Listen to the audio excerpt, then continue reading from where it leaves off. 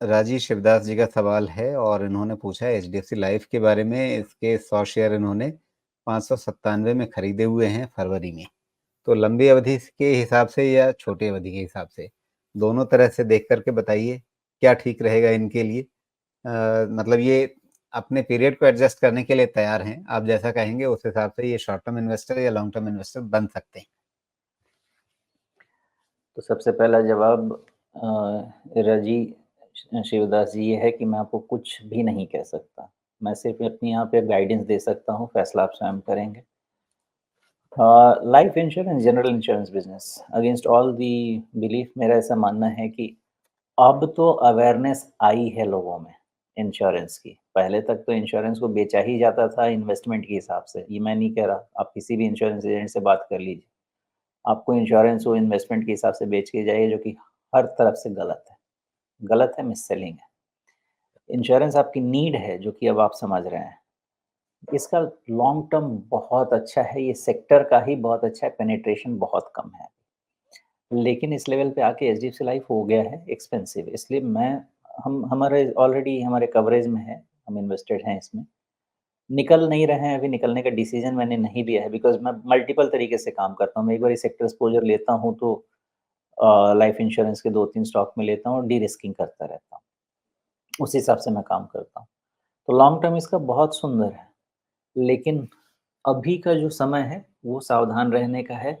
और for simple reason, आपके 500 की चीज़ ऑलमोस्ट 800 होने को है, and that too in no time. 500 था ये जून 2024 में, अभी सितंबर शुरू हुआ है, तो जून, जुलाई, अगस्त 3 महीने में आपके 500 की चीज़ 700-800 मतलब मोर देन 50% हो चुकी है। तो कोई भी सेंसिबल आदमी आपको नहीं बोलेगा कि इसमें जाके हाथ जलाइए अभी। दो, इनका लॉन्ग टर्म बहुत सुंदर है। ये सब पोर्टफोलियो स्टॉक हैं। गिरे जितना गिरे और इसमें जितनी नेगेटिव बात हो स्ट्रीट पे, आप उतना इसमें धीरे-धीरे स्टैगर्ड इन्वेस्टमेंट करते रहिए। जितने स्ट्रीट पे नेगेटिव बात करें, क्यों? क्योंकि अभी लॉन्ग टर्म में तो लाइफ इंश्योरेंस अभी तो शहर के नीचे पेनिट्रेट ही नहीं कर पाया है ढंग से, तो बहुत जगह है इनको काम करने के लिए। इस लेवल पे महंगा है, और ट्रैजेक्टरी भी ऐसा कह रही है कि 775 776 के आसपास इसका ऑल टाइम हाई है, तो वहाँ के करेक्शन कूल ऑफ तो होना चाहिए। अब वो करेक्शन किधर होता है, 650 पौने 700, आइडिया नहीं लगेगा अभी, लेकिन थ्रोबैक होना चाहिए। नहीं भी हुआ और ये क्रॉस क्रॉस कर भी गया, तो भी जितना राइज है थ्रोबैक के बाद ही लेना चाहिए। फोमो में नहीं जाना चाहिए, मुझे नहीं लगता फोमो में जाना चाहिए। जी, ये भी एक तरह से अपनी एक बड़ी सी कटोरी बना रहा है। हाँ, ये तो बना चुका है। एक कटोरी से ज़्यादा मुझे वो छन्नी लग रहा है, चाय वाला।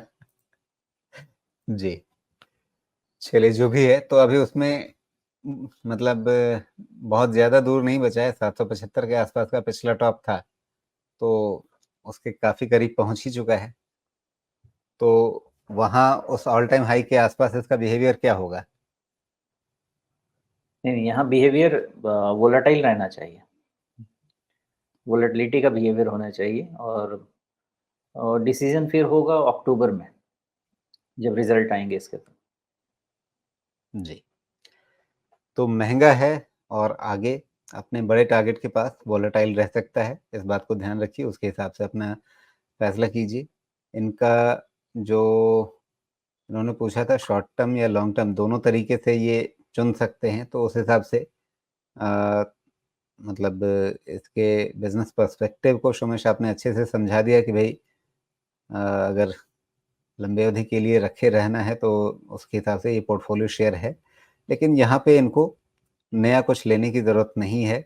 लेकिन जो है पहले से, उसको अगर वो बाज़ार के उतार-चढ़ाव की चिंता किए बिना रखे रहें तो उसमें कोई दिक्कत। नहीं, पोर्टफोलियो स्टॉक, अब जैसे कोई पूछ रहा था ना कि 5 साल 10 साल के लिए क्या होता है, ये सब चीज़ है 5 साल 10 साल के लिए। तो कभी भी गिरावट में मिलता रहता है, जमा करते रहिए। और अब इसमें आपको कोई एडवाइज़र थोड़ी लगेगा, तो आपको भी समझ में आता है कि इंश्योरेंस ऐसा प्ले है कि नीड ही खत्म नहीं होने वाली। बिल्कुल।